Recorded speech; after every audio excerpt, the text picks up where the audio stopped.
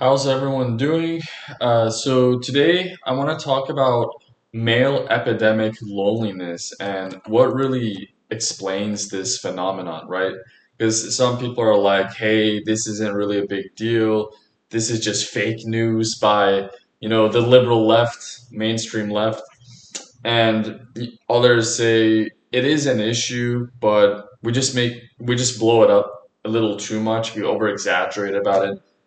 Anyway, it doesn't matter, what people have to say about it, but it is a real phenomenon. It is a real issue. It is a real thing. And at the end of the day, since this is something that's assumed or considered to be negative, right, by most of society, or they're worried about this issue, it helps to at least discuss it, right? And understand it better because maybe some of the information we're going to be talking about today could help you or anyone who deals with this issue, and it might help them figure out ways to get help. Who knows? All right. So in order to understand why this gender-based epidemic became a thing, right, became like a concept, a phenomenon, and why it may possibly be growing over time, I'm not sure, but some people speculate it is the case. We need to understand the specific socialization norms that men have accepted or internalized throughout the years, right, from society. And these socialization norms, again, they're not something new. They're not something trendy. We've really developed these norms through the course of time, history, for thousands of years. So just keep that in mind. All right. Um, and the thing is, the reason we've kind of accepted them or internalized them or believe in them or practice them is because society deems this as socially acceptable and encourages this kind of behavior, right? So this is part of society's expectations, number one. And this is the way men receive respect in turn from society.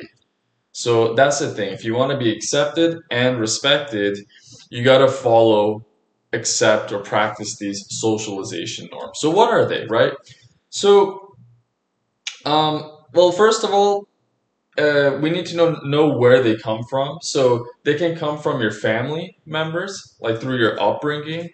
Think about your parents, your uncle, your aunts, your grandparents, whoever you had in your family that spent a lot of time with you. You're gonna absorb some norms and values from them and certain kinds of beliefs. These are all interconnected.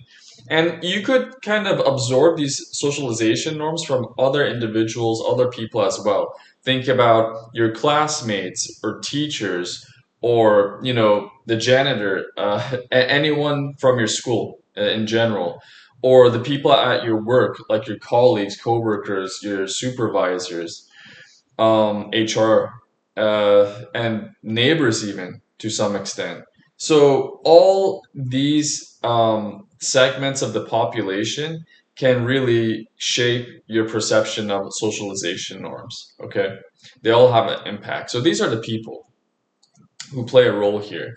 And the norms themselves are emphasizing emotional stoicism. It means you don't really display emotion at all. So if you're sad, you shouldn't cry. If you're angry, you shouldn't show your anger and frustration.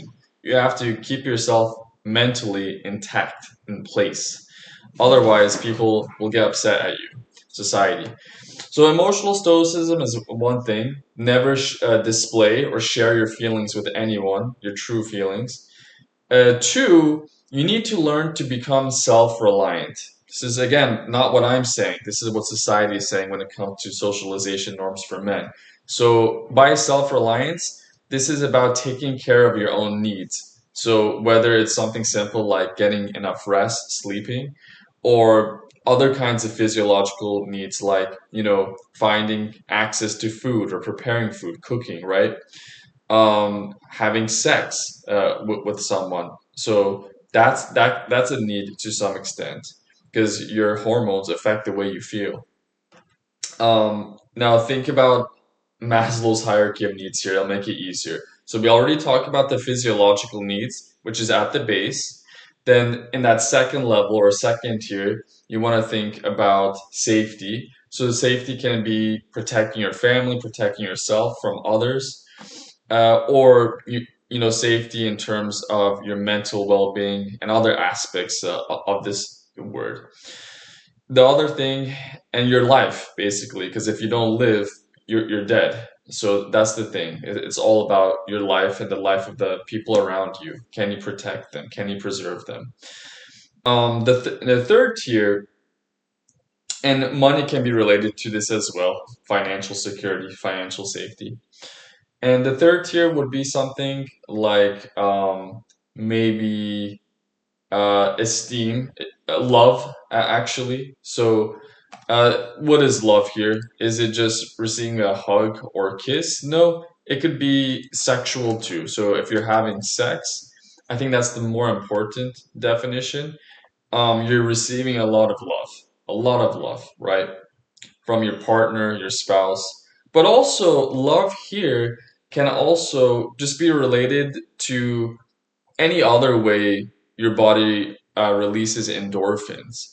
So if you have kids, if you have children, or if you have relatives around you, and you hug them and you kiss them, shake hands with them, greet them, meet them, that can count as love too.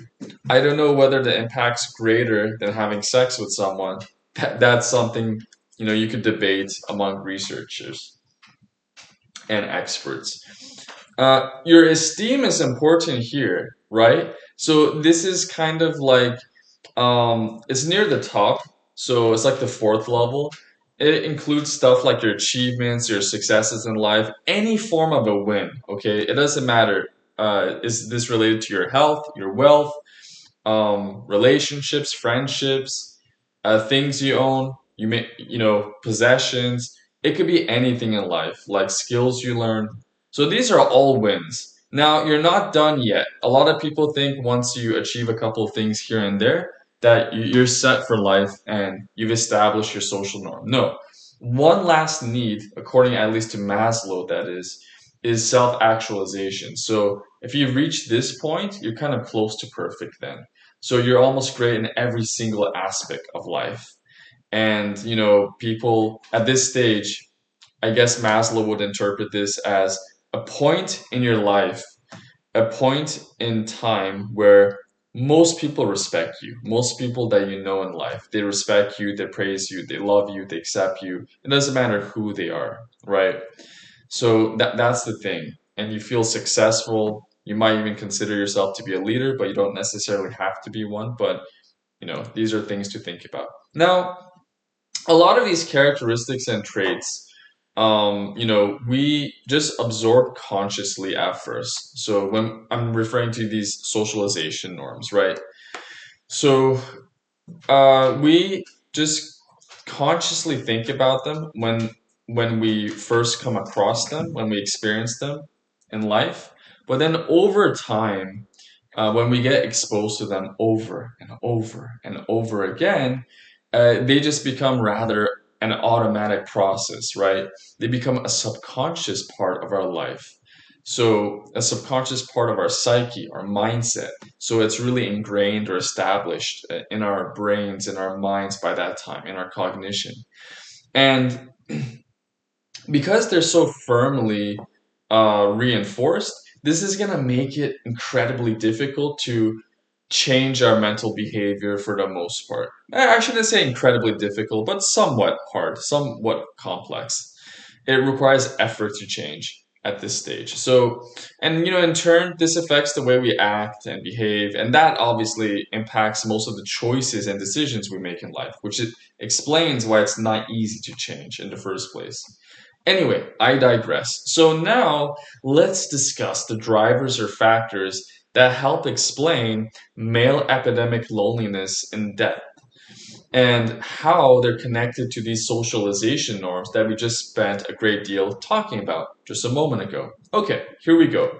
Factor number one. So there's just fewer built-in social structures available for men today, men and boys.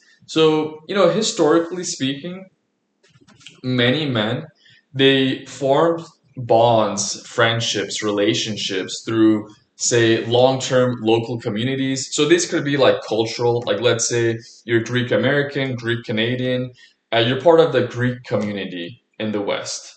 Or they could be something like a different kind of community. Like maybe you're part of your tennis club, right? Your local tennis club in your small town or your big city.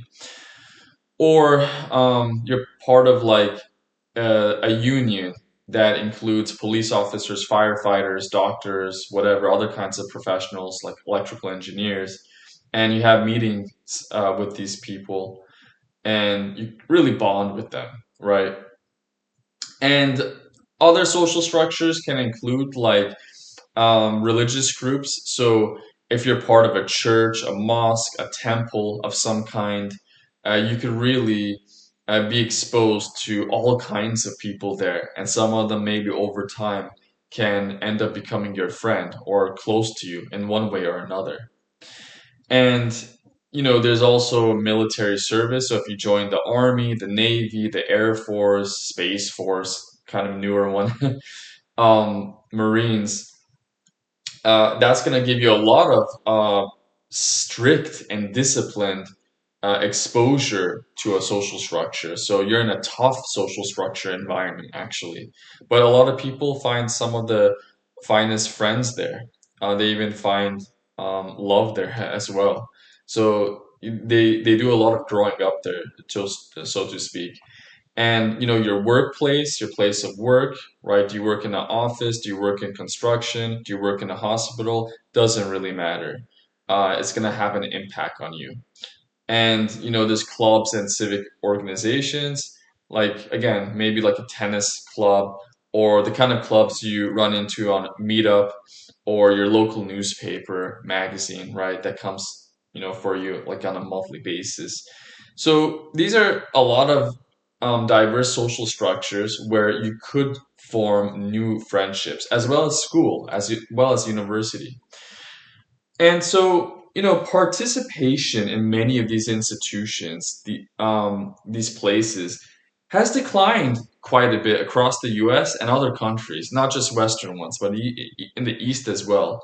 So, take something like bowling. It's a fun activity. It's a fantastic way to socialize with other people, male or female, doesn't matter. But even then, we see less and less people are going bowling compared to decades ago. So that's kind of alarming because it used to be a really fun, at least American pastime.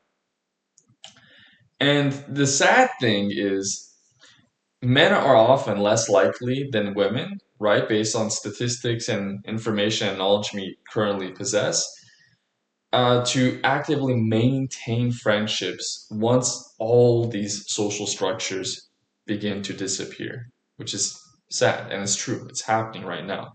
Another factor I want to talk about, another point is male friendship patterns. So you want to notice this. So research, right, data consistently shows that men, they usually have fewer emotionally intimate friendships. So they don't have the kind of friends where they can easily share their feelings and emotions, their thoughts with them. Today I felt sad because my coworker was rude to me. Or today, I was angry to find out that my wife cheated on me, or I had some problem with my son. Whatever you want to talk about, right? So maybe, yeah. So in that case, because people are going to judge you, other men are going to judge you. So at least you think based on society's norms. So because of that, you're really afraid, you're reluctant to share your feelings to others. And there are some cultures in the world where if you do this, many cultures, as a matter of fact, where they'll deem you as weak. So this is kind of common in Slavic culture, Latino culture, sometimes even Middle Eastern culture. Maybe some parts of Africa have similar values, similar societal norms. So, it is to some extent a universal norm, or maybe in East Asia, like Japan and Korea. So, that's something you want to notice. Another one related to male friendship patterns is we men tend to rely heavily, for the most part. I'm not saying it's always the case, but this is just a stereotype here, on romantic partners for our emotional support. Because again, like I mentioned, if I share something with my neighbor, or who's a guy, an old man, a boomer, but he's a friendly guy, very considerate person, or if I share my feelings with my coworker, my colleague, or my university classmate, who just randomly happens to be male, let's say a guy, in any context, or even in elementary school, doesn't matter. In most situations, in most of these social structures, if I share my feelings, I'm feeling sad today, I'm feeling depressed, or I'm really angry because of blah blah blah. If I show any kind of emotional weakness or instability, they can call me the G word. They can say that I'm weak. Or I remember one guy told me, "Hey, I'm not your agony aunt, man." And he's from Azerbaijan. He's like, "Just don't cry on my shoulder. That's weak. That's pathetic. You know, pull yourself up by your bootstrap." So that kind of mentality exists in a lot of places. And another sign of male friendship patterns to notice is we men tend to socialize a lot through activities, right? Rather than just emotional conversation.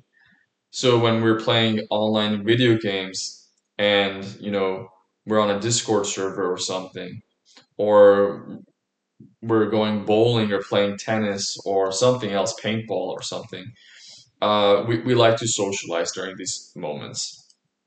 All right. So now, why is this important? Because this can work when life is stable, but when you do experience some disasters in life, some forms of, some kinds of crisis, like divorce, separation, a job loss, you were laid off maybe, or relocation, you're moving to a new city, a new state, a new county, a new province, a new oblast, as they say in Russian, and I'm not Russian, or a new country, a new nation.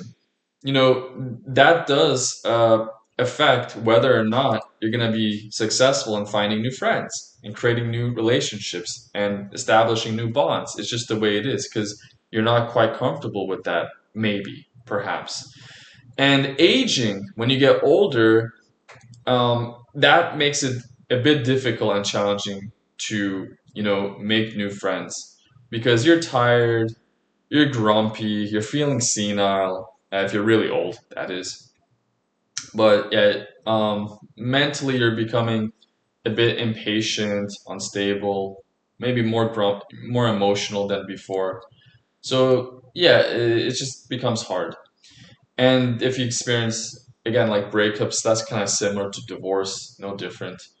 And when that happens, when all these things happen to you, these life disasters, well, a lot of us, right, we're going to discover that we lack a strong emotional support network. We just don't have one, or a few of them. And the third kind of, you know, aspect that can help explain the situation better, right, this male epidemic loneliness, is that at least in modern years, in modern times, let's say the past decade, dating app dynamics and relationship delays are a thing. So when it comes to modern dating, everything's changing rapidly with the apps and social media. So it's not surprising to hear that some men they experience things like repeated rejection, right? When they're swiping for matches on Tinder or Bumble or Hinge, they might experience this comparison culture going on with other men. Oh, this guy, he's a Chad. He's good looking. He's sexy. He's genetically gifted. So all the women want to sleep with him or they want to see him. But look at me. I'm an ugly, bald loser. People spit on my face. You know, my own sister, my mother, my ex-girlfriend, they all think I'm weak, I'm pathetic. Uh, and maybe they don't, but there could be some weird situations too. But anyway, you're just constantly comparing yourself to your competition. That's the point I want to make. So if anybody in life in general gives you negative feedback, you have an ugly big nose, or you don't have a job, or you smell, or whatever, anything negative they direct at you, that's gonna make you feel like shit. It's gonna, you know, damage and destroy your self-esteem, your self-worth, your confidence, self-confidence, actually. And again, the low match rates on dating, the low match rates in real life when, if you were lucky and you had someone introduce you to someone else, like your sister, a friend, a female friend maybe introduces you to another person who's looking for a single, but then they see like, no, he's not my type. All this is really hurting your psyche, your mental well-being. And yeah, what's gonna eventually happen is that you're gonna experience reduced confidence. So the more hits you take, the more you're rejected, the more people say negative things to you, your confidence is gonna shatter into pieces. And what happens then? Well, you're gonna start withdrawing from dating entirely. So that's where the love life takes a blow. And so you're not gonna get married. You're not gonna even, let alone like find a girlfriend or something or a partner. And at the same time, you see simultaneously your competition, Chad over there, not maybe not even Chad, some ordinary guys even, they're marrying, later, or you're marrying later, but they're marrying a lot sooner. And you notice like you're having fewer children if you did end up having children, or you have no children at all, and now you start feeling like you're evolutionary dead, right? So evolutionary speaking, you feel dead because you don't have kids. Or maybe if you're more successful, you have one child, but the guy next to you has three kids because he's rich and he thinks he can afford to have a big family, but you can't maybe. So, there are degrees here. We're all kind of like on this spectrum when it comes to this situation if we suffer from it. And um you end up like maybe moving to a different location to solve the problem, to fix the situation, or maybe you just have to move because of work or other opportunities or circumstances in life, right? Well, now you're getting more and more isolated, and if you're reluctant to adapt to your new environment, or you're not um you know proficient at doing that, then you're going to suffer. Okay. And naturally, you'll spend more time online than in person. You're not going to see people anymore. You're going to be a loner. You're going to be lonely. You're going to be a hikikomori. You're going to be a neat. You might, in extreme cases, you might end up becoming an incel. God forbid. You know. Uh, yeah. So I hope that doesn't happen to anyone, because some people think that all incels are violent, and that's not true. I've had a couple of friends who were incels, and none of them became like mass shooters or anything like that. None of them like physically assaulted anyone. But there is a possibility that there are some that do that, right? Especially those that suffer from major or extreme mental health related problems. So this can affect, actually, not surprisingly, both men and women, right?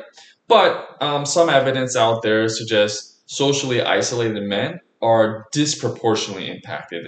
In other words, it affects them way more than women. That's what they think. We don't know for fact, but this is just based on some studies. Maybe some of those studies aren't that reliable or valid. Could be the case. I don't know. But I'm sure there's some truth to it, though. Economic pressure and identity. So, we talked about the social blow a moment ago. So you're not experiencing romance or love. But what if you're not experiencing money related opportunities, right? There's no wealth to take care of yourself with. So, as we all know, many cultures, they still tie or connect male identity strongly to income, money you make, right? That you make, that you don't receive from your parents or an inheritance. This is coming from you, from your effort, from your fruit of your labor. Career status. Do you have a title? Are you a doctor, a lawyer, an engineer, a software engineer, computer programmer, nurse? Something that's a dependable career. where if you were to marry someone, you could have a tremendous impact on their life or even the life of their family. You can help them out, right? So that's important for society. And independence. So do you live alone? I mean, not alone, but do you at least live independently from your nuclear or immediate family, like your parents, your sister, your brother, your siblings, right? So you own your own place or you rent your own apartment, you have your own accommodation, you drive your own car, you run your own business maybe if you're super successful. So they pay attention to these things, right? Society does, as well as the men who suffer from loneliness. And we just mentioned the romantic success, which is kind of tied to dating apps a moment ago. And economic instability, economic pressure in general can therefore hit men socially and psychologically hard. And declining wages in some sectors, housing costs, job insecurity, unemployment, and other related factors, right?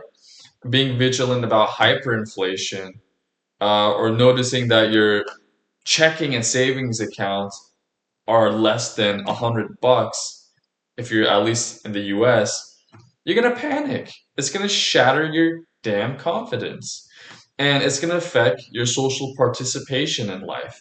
Because if you're feeling down, if you feel like crap, like shit, you're not gonna go to church anymore. You're not going to go to that mosque, to that temple. If you're a religious person, I'm not. Some people are. I have friends and family who are, so we want to be inclusive here too. You're not going to go to the nightclub. You're not going to go to the tennis club. You're not going to travel to another country on a tour, right? You're not going to go on a cruise. You're not gonna maybe volunteer to clean up trash in your local neighborhood or just city in general. You're not gonna go to all these nice places or maybe interesting places or things that are just connected to being social, just in general. Some of them could be boring too, like volunteering. But anyway, it doesn't matter if it's related to entertainment or volunteering or just anything that's social for that matter. You're just not going to participate. You don't feel good, so you're not going to go. And when you don't go, because it's too expensive to go, or you're making excuses not to go, doesn't matter. You're not going to get dating opportunities, right? Nobody's going to introduce you to anyone. Women don't see you. You just simply don't exist. You just go work to work, and maybe you just come home. Or maybe if you're unemployed, even worse, you don't even have access to people at work.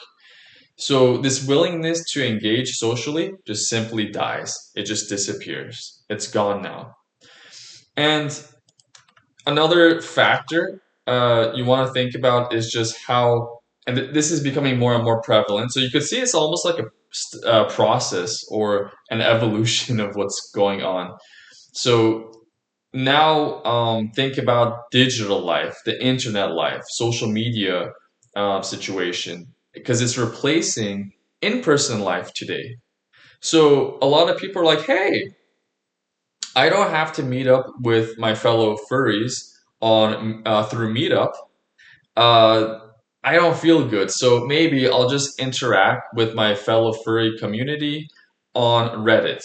And that's almost the same thing like seeing them in person because either way, I'm interacting with them. I'm having interactions. Same thing if like I'm a tennis freak and a tennis aficionado, instead of like going to the tennis clubs and finding a few hitting partners and becoming maybe friends with them or acquaintances over a period of time, I choose not to do that.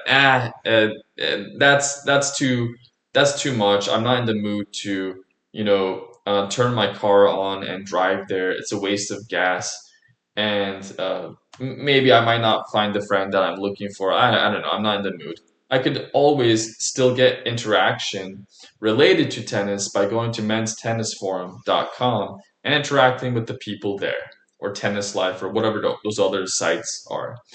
So you just make excuses to not interact in person, in real life. And the thing is, those are genuine forms of interaction because your body ends up experiencing an endorphin release and also to some extent dopamine rush. Your serotonin levels are looking great, so it does affect your neurotransmitters, your hormones, and your blood pressure, your heart rate, and all that stuff, your thyroid, which means that if you're absent from this real life connection, you're not getting any of that. And when you're not getting any of that, you're gonna feel isolated, depressed, lonely, gonna feel more emotional. Your body's not gonna do well, your mind's not gonna do well, your spirit is gonna be absent. And yeah, and that's the thing, because now we're spending hours and hours a day instead in the online world just absorbed with things like, for example, gaming or streaming or scrolling on social media, checking out different posts and tweets. And sometimes you may end up even developing parasocial relationships. This happened to a buddy of mine. He's from New York. And I remember he developed a crazy obsession. He became really OCD about Winona Ryder. He was in love with her. He was just absolutely enthralled. And he wouldn't shut the fuck up about her, right? STFU. STFU. And, anytime there was like a new movie or a new TV series that came out, like The Stranger Things is a good example, he would just watch that show or watch that movie or see a commercial that featured her just because of her. He was in love with her. He was married to her, and that was kind of awkward and cringe. But yeah, he did that with a couple actresses. So yeah, people become like that. They just end up like worshiping some of their idols or people they admire maybe, and that can kind of be weird to some extent, but not unusual, not surprising. It's part of human nature. Because when we are absent from real life relationships and friendships, we seek to compensate. We try to figure out a way to fill that missing gap because it's just a part of our need in life, right? We need to feel loved. We need to feel like we could relate to something because it's good for our well being. And you know, something that's kind of closely related to this, to a small extent, is pornography. Pornography, because you're dealing with a situation when it comes to porn, right? Porno, where yeah, there's an interaction, not a real one, but between you and people, humans, right? So this isn't involving animals or some other kind of beings. Here we're talking about just people here. So not bestiality or anything like that. Because you're observing a man, a woman performing sexual acts, and to some extent, you do feel loved subconsciously in a weird way. Some people do, because they see people having orgasms or experiencing pleasure, joy, a good moment for the most part, right? And when they see that, their serotonin, dopamine, endorphins, all these neurotransmitters, all these hormones are just moving and flowing through their body in large levels. And when that happens, eventually all of them are going to be depleted once the sessions are over, right? Like hours later. So again, that's going to substitute real life relationships because you're not chasing anyone in real life, like new friends, new lovers, interacting with your neighbors. So since you're not doing any of this stuff, you're trying to compensate because you still want to feel love in your life. You want to feel like you do exist. All five of these things, these kinds of interactions, gaming, streaming, endless scrolling, parasocial relationships, pornography, they just help you feel like you still exist. It's just that they're a little bit more artificial, less natural, because you're not meeting people in person. That's the thing. That's the downside. And of course, there's masculinity norms, right? That boys and men are quite familiar with. Remember, we just mentioned those societal norms earlier, how men have been ingrained with them. They're just firmly established in our psyche, in our mentality, in our mindset. So this is kind of like the same thing. It's just repeating itself in a different way. So we're taught, or we've internalized or accepted or understood that we should suppress our vulnerability. We should hide our weaknesses. We shouldn't display any at all, even if they're not weaknesses. We just want to emotionally open up or hug someone or kiss someone sometimes, but we still are nervous about doing this, right? And again, we avoid emotional openness. We tend to solve a lot of problems alone because we fear, again, being judged, again, being looked down on, laughed at, mocked, smacked in the back of the head. We want to avoid, just in general, appearing to be weak. That's all it is. And why is that a problem? Because that makes it more difficult or harder to ask for help, again, to reach out because it emotionally affects you too. Yeah, you're scared, you're afraid, you're worried, you're anxious, you're nervous to, get help or maybe not get help, but just at least interact with real people.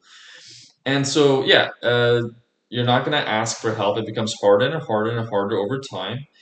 You're not going to deepen your existing friendships or expand them at least. And you're not going to seek therapy or help from a psychologist, a psychiatrist, or any kind of professional. And it's going to make it harder and sometimes even impossible to recover from loneliness, isolation. You just become trapped in this sad box. And this is one reason some psychologists they describe loneliness as partly a communication and emotional literacy issue because if you're not practicing communication interaction, um, you're not going to be a good communicator. You're going to stutter. You're going to be dead quiet or mute at times. And you're going to also uh, display yourself as emotionally awkward to others. And I've suffered from this. So it is a real thing. And just the other day, I mean, not the other day, but a year ago, the toxic friend that I no longer talk to anymore, who I've known for 20 years, he actually, granted, I hated the fact that he was rude and toxic to me after so many years of being close friends. He did mention something very meaningful to me. And what is that? Right? So give credit where credit is due. God bless him. God bless his soul. Even though I don't really believe in a theist God, I believe in a deist, unconscious, blind God. He mentioned that if I don't interact with people, because he was separated from his wife is currently working and living in another state with his daughter. He did mention this to me that if I'm not hanging out or interacting or seeing people in person enough, if I'm not having or participating in get togethers and things of that nature, then I'm gonna feel like a fucking loser. Those were his exact words, minus the F word. Apologies. I tried to make it more intense. So he said, like, my mind consciously, not even subconsciously, just tells myself that I'm a loser. I'm a loser. I'm freaking out. I'm afraid I can no longer talk. I'm going to be emotionally awkward. People are going to laugh at me. So he had all these racing thoughts and he explained the situation to me. And I'm not surprised. He's not abnormal. He's not just being neurodivergent or OCD or weird or anything.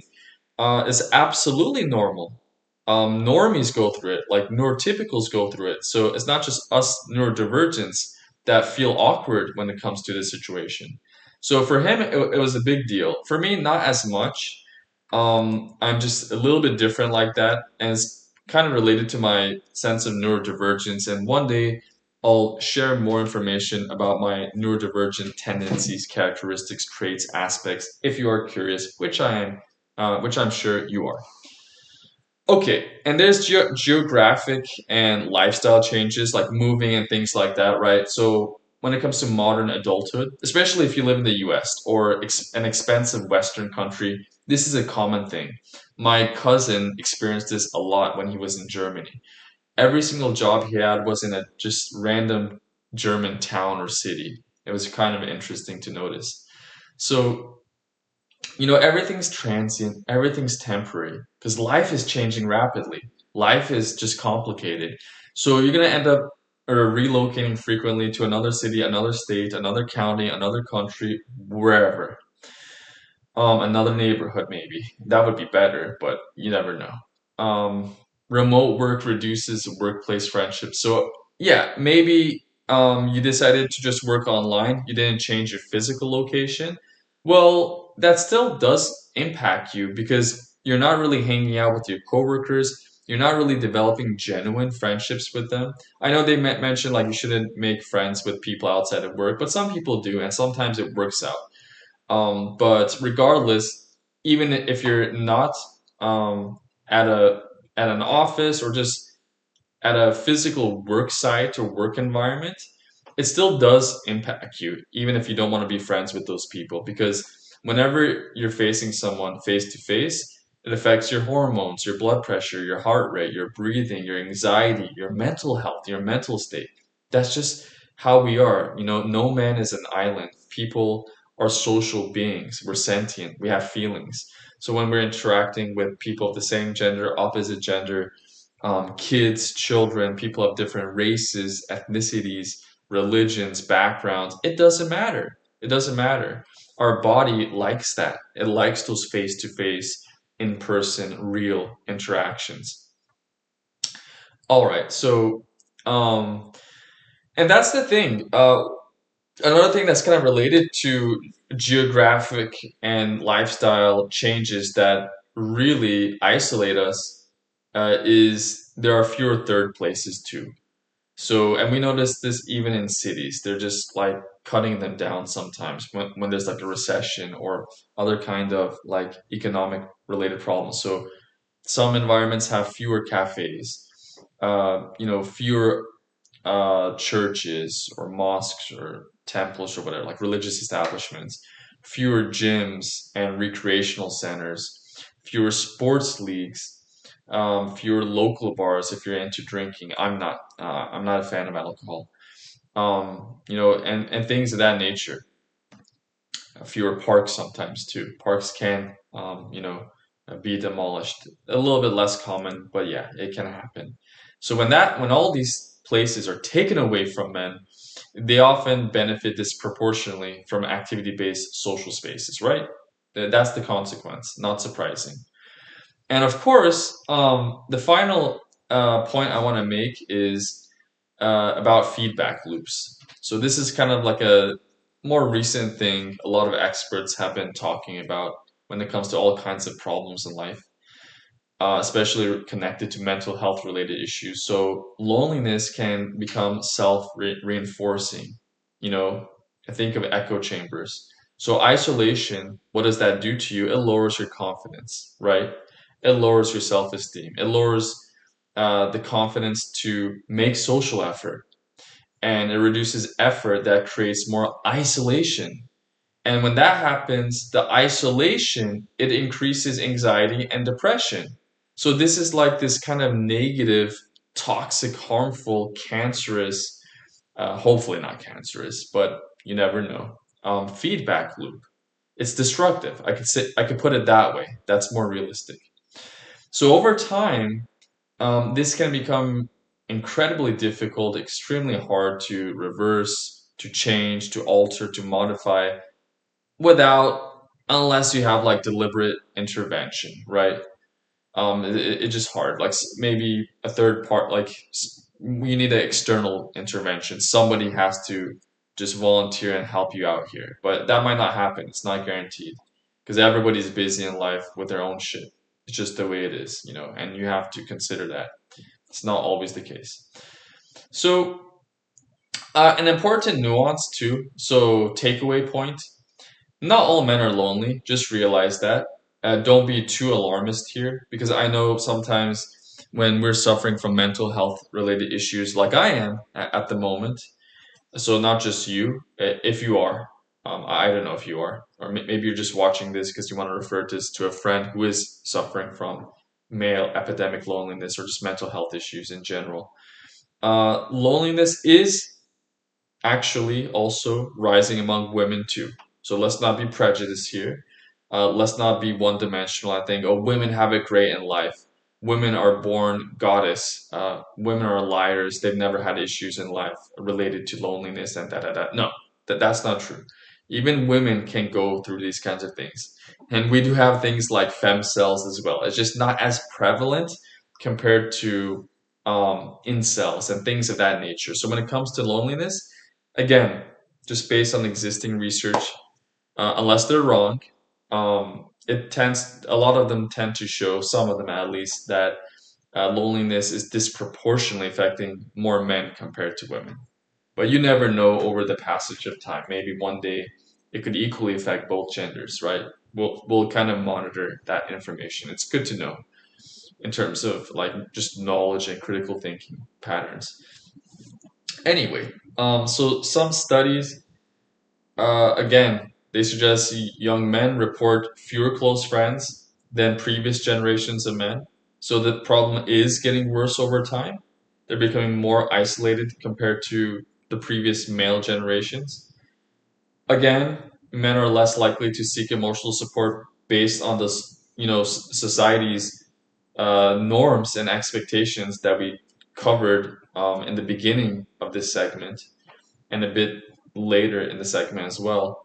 And, men experience higher rates of social disconnection after relationship loss. This is the one a lot of people forget, but researchers are looking more and more into this. So when your wife or husband or partner just ends up leaving you for someone else, or even if they don't leave you for someone else, they just like break apart the relationship, you're not eager to find new friends, or even sometimes in some cases even a new lover. Maybe you think you're too old for it, and younger women will find you men unattractive, right? So that is something people do experience as well. It's not just like an assumption, it could be a real thing sometimes. So the issue is also interpreted differently depending on your ideology, your beliefs too. So some people, some individuals, some folks emphasize economics and community decline. So they say, it's not a lot of men's fault. We shouldn't blame them. They didn't do anything wrong. It's just that life is really difficult today in terms of finances, in terms of making money. And, if you're struggling with money, with income, with wealth, then you're gonna be lonely. Nobody wants to be around you because you can't take care of yourself, let alone them. And that can explain why there's a decline in communities as well. And some people focus on masculinity norms to see if there are other things that can explain why this is becoming more prevalent. Others want to blame technology, devices, the internet, modern developments, or dating culture changes on why men have given up when it comes to real life socialization.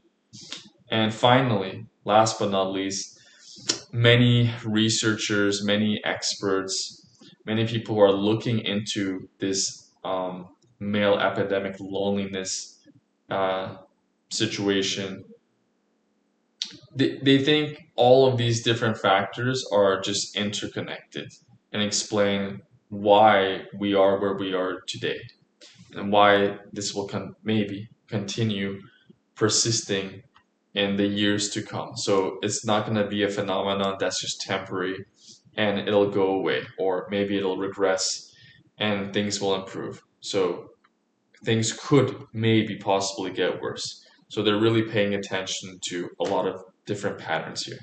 Hope you guys enjoyed this one. Please like, share, and subscribe. And I hope to talk about another interesting, issue like this in the future.